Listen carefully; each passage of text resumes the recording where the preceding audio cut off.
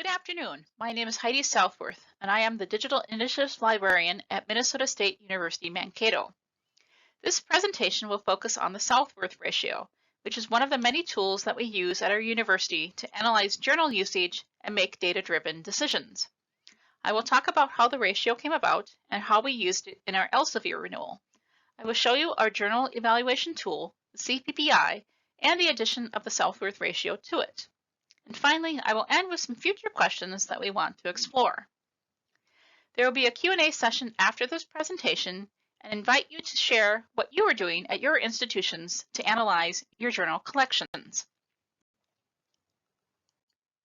First of all, some disclaimers. My primary role is digital initiatives, so I work with our digital collections, mainly our institutional repository, but also our archival digital materials. I'm a member of the Archives and Preservation team, so you will find me in our university archives or working with digital preservation. So I don't always have enough time to work with journals.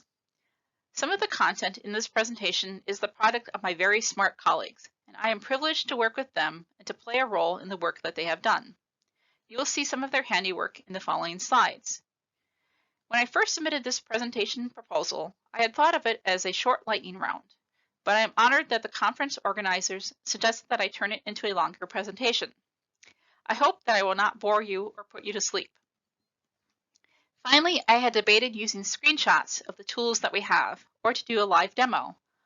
Ultimately, while I would have liked to have presented this in person and shown you something live, I am unable to attend, so I thank you in advance for putting up with all the screenshots rather than something live. If we have time in the end, I hope that I can possibly show you some more during the Q&A session on November 28th.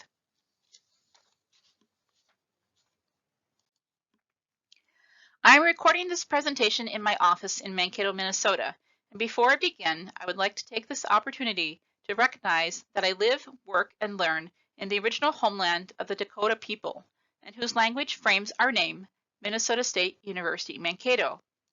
I encourage you to take a look at this resource, the Native Land Digital.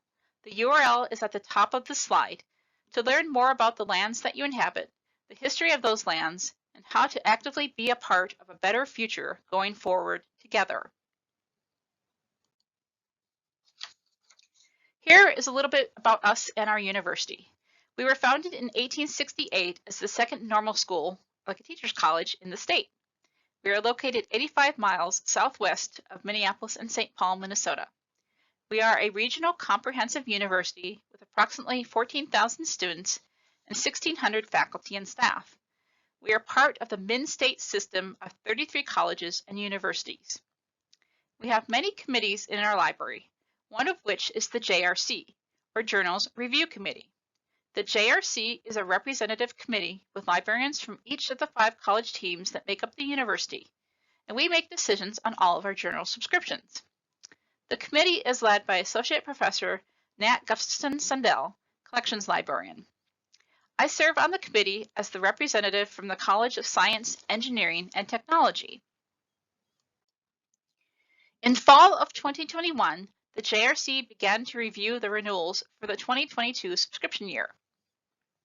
As liaison to the Engineering and Construction Management departments within the College of Science, Engineering, and Technology, I have a vested interest whenever the words Elsevier pop up in discussions at the JRC. Science Direct is the main resource that my students that I work with use on a daily basis. So when my colleague Nat asked me if I was interested in reviewing the data for the Elsevier renewal, I jumped up the chance. Our Elsevier deal consists of 2 parts. One, the Freedom Collection, which is our main package of journals from Elsevier. And 2, within those journals, there are core titles for which we gain post-termination or PTA access rights to journal titles for each year that we subscribe. You may have heard my colleagues talk about post-cancellation access rights at their presentations this morning. We're talking about similar things. We are allowed, per the Elsevier contract, to swap out titles on this core list so that we buy PTA rights for the titles that are most valuable to us. At the same time, we need to be aware of our fiscal responsibility with state funds.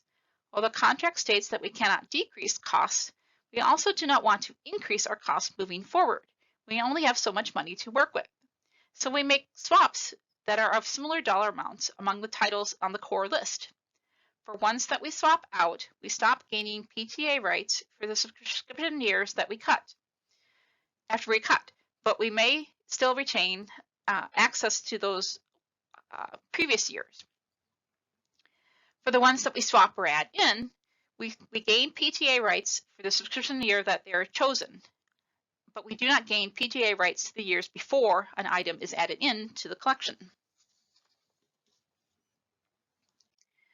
The complete list for titles in the Core and Freedom collections consists of 1,814.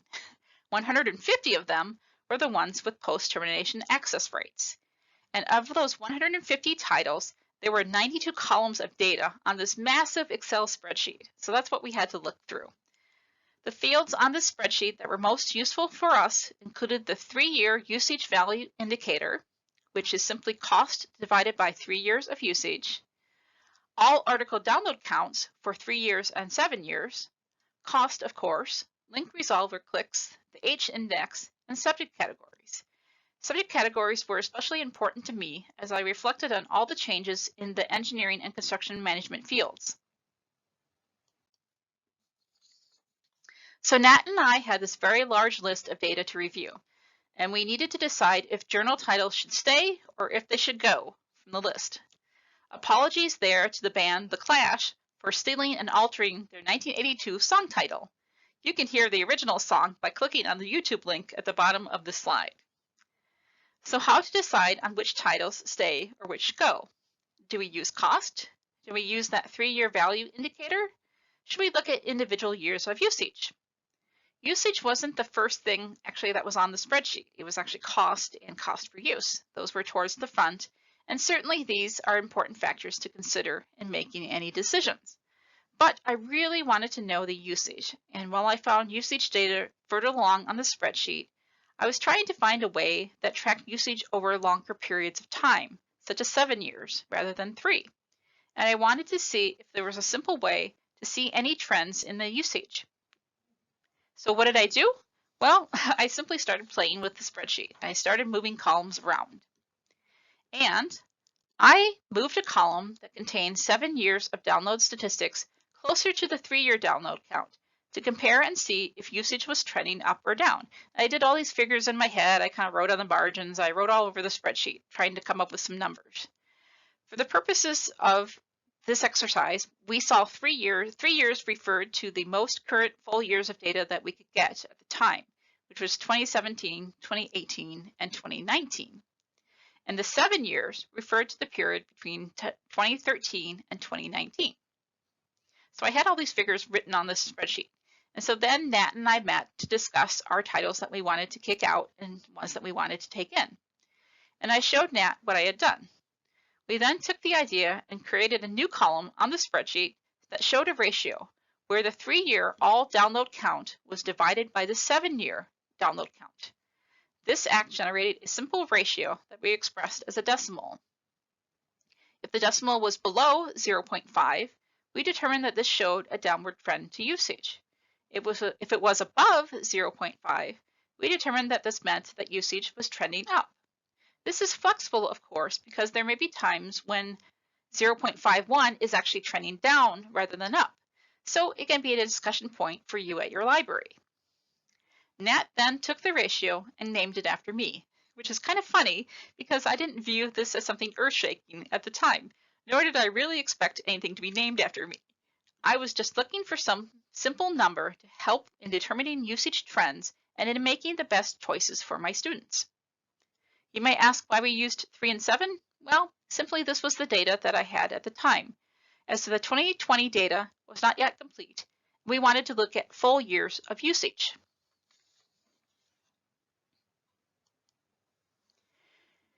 Here are 2 examples from the Elsevier workbook that showed how we calculated the ratio. In one instance, Air Medical Journal has a Southworth ratio of 0.21, and we decided that meant that it was trending down in usage, and therefore this title was a potential candidate for removing from the core list. Whereas the Journal of Clean Air Production had a Southworth ratio of 0.71, which we viewed as trending upward, and so was a potential candidate to add to the core list. In the end, for that project, we selected 14 journals to swap out of our core title list. These 14 journals had a Southworth ratio of 0.18 to 0.51 with an average of 0.36. We then picked 13 titles to swap in. These 13 titles had a Southworth ratio range of 0.46 to 0.75 with an average around 0.58.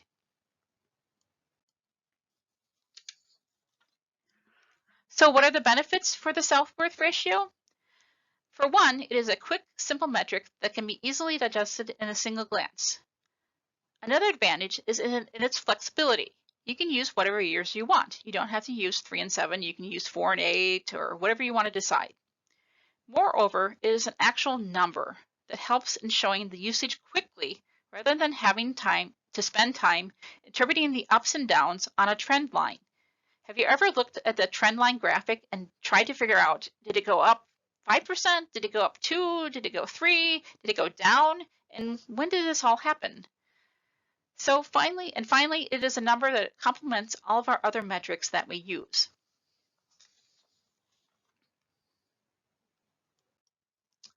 Another place that we have implemented the Southworth ratio is in our Collections Power BI, or CPBI for short. At our university, my colleagues have developed a new approach to journal collections outreach, utilizing interactive data visualization through the use of Microsoft Power BI. This tool shows how the journal collection supports our university's curriculum. All credit for the CPBI goes to my excellent colleagues, Nat Gustafson-Sundell, Evan Roosh, Pat Lieneman, and Jeff Roseman. They spent many days working on its creation. You can read more about it at their LibGuide. The link is located at the bottom of this slide. Nat, Evan, Pat, and Jeff have presented on the CPBI at other conferences, and in that LibGuide, you can see a list of all the research that they have done on journal collections, journal collection analysis, and in licensing. I told you I work for some very smart people. The next few slides are meant to give you an overview of the CPBI.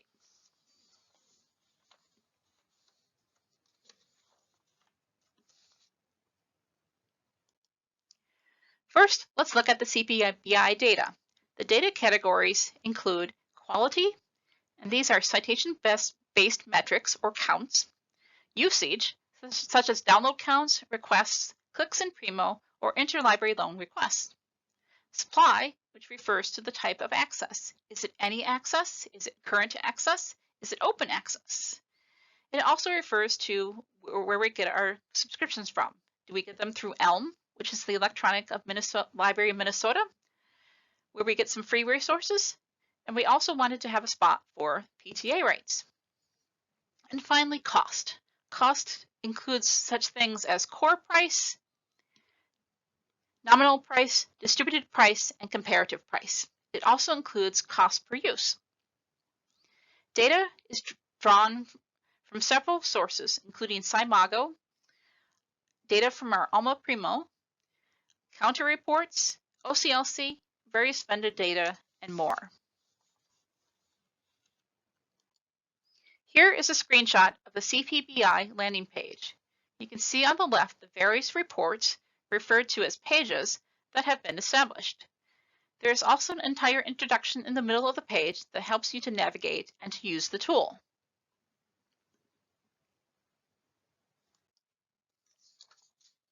Each page or report has the ability to filter the data by multiple variables, such as collection, subject, or platform. Here are just a few examples of the filters that one can find within the CPBI.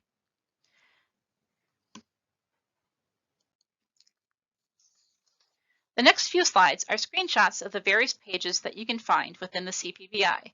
This is a collections profile page. This page is based on the Simago list of journals, which provides citation-based metrics and rankings to indicate the quality of the journal. The default page opens to all journals, but you can limit by using a filter to a subject, in this case, the subject of building and construction. The data on this page gives us not only quality, but also supply and usage in one single view. Another type of page in the CPBI is the journal list. Again, based on Simago, the journal list allows us to view all titles in a particular subject. It includes data on quality, a Simago rank, supply, holdings and coverage, and usage, downloads. There is also a separate journal title search page so that one can quickly find a specific title along with data on download counts, Math Scholar links, providers, and date ranges for access. The CPBI can also show usage or downloads by platform or database per year in either a graphical representation like this, where you can see the article download counts by usage and platform and year in a very colorful way, or you can find the data in a spreadsheet like this. We can also drill down to individual journal packages, such as the ACM on the bottom of the slide. We have been preparing for a time when we will need to cut a larger journal package or big deal due to budget concerns. While we will have to balance curricular needs and accreditation needs with budgets and inflation, we feel that the CPBI will be a very useful tool in showing what resources are being used and in helping us make some of those tough decisions. My colleagues have an excellent presentation on the benefits of the CPBI, and you can find that presentation in our institutional repository, but I wanted to leave you with a few basic benefits. First, forgive me the Lord of Rings reference, but the CPBI has allowed us to bring together lots of data from a variety of sources into one location. It is truly one ring to rule them all. Next, journal reports can be accessed as needed and customized instantly. We can easily and quickly add information into other documents and presentations. Nat and the others have excellent documentation and training so that all of the librarians at our institution can explore and discover on their own, including within their own subject areas. We can even share the CPBI across campus if we want to. So the CPBI is a helpful tool for evaluating journal purchase requests, for collection development, and for reviewing all of our journal collections. More importantly, it gives me real-time response to accreditation visits. The data that the CPBI can generate helps me to show what we have when accreditors come to visit. In 2021, I was given a relatively short period of time to prepare for an interview with accreditors from ACCE, the Accreditation for Construction Education. I was able to quickly pull information from the CPBI to show information like this chart that I made. This chart is a visual representation of quality and supply in the building and construction category. In this case, we had 92% of the top 10% of the highest ranked journals.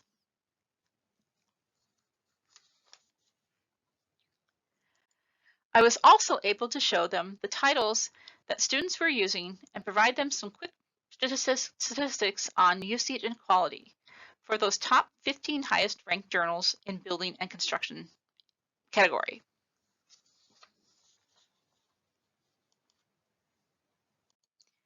When it came down to usage trends, however, all we had at the time was this bar graph that really didn't help much. It was very, very hard to interpret and get very specific with it. So we added the Southworth ratio to the CPBI. For the CPBI, we updated the Southworth ratio to be 4 years of all article downloads divided by 8 years of all article downloads, and we generated a new ratio with it. I am now able to bring up the CPBI for those accreditors and show them that these are the titles within a given subject, such as building and construction, that are trending up and down. The Southworth ratio is used in conjunction with all the other data found in the CPBI.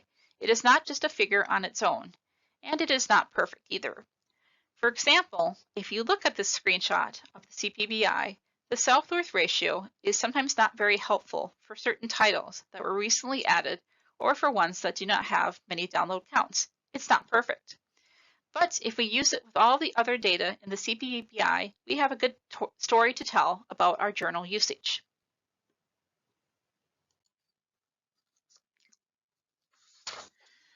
So what are we up to now? Well, I am part of a small subcommittee called the CMT, the Collections Management Technology Team. This small group is working on several questions and projects.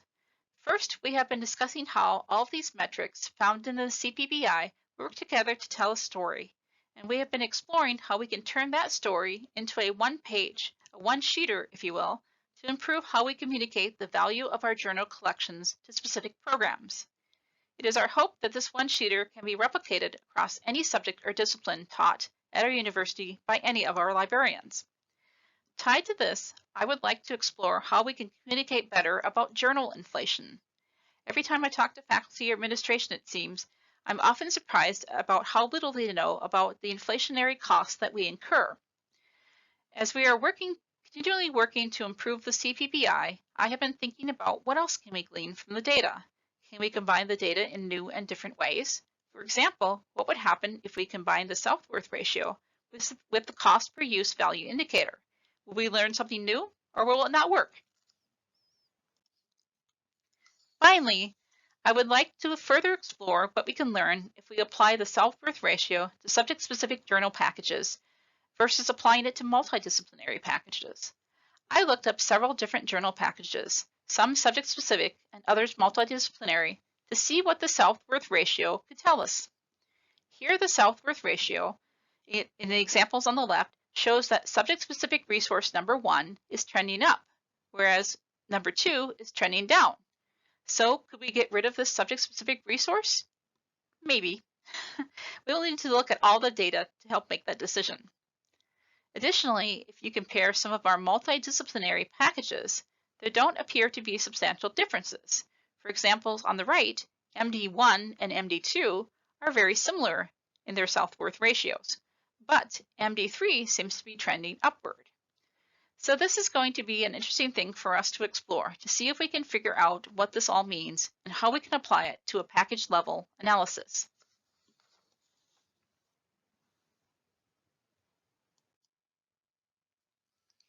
I would like to now open it up for questions. I would love to hear from you on what you do at your organizations to analyze your journal collections. Are there other considerations or metrics that you use or could use to analyze your journals or journal packages?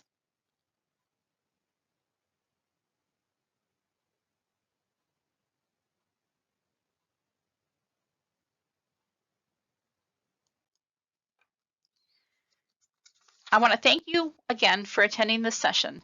I will leave you with my contact information. Please feel free to contact me at any time. If I don't know the answer, there's a whole team at my university that is willing to help. Thank you.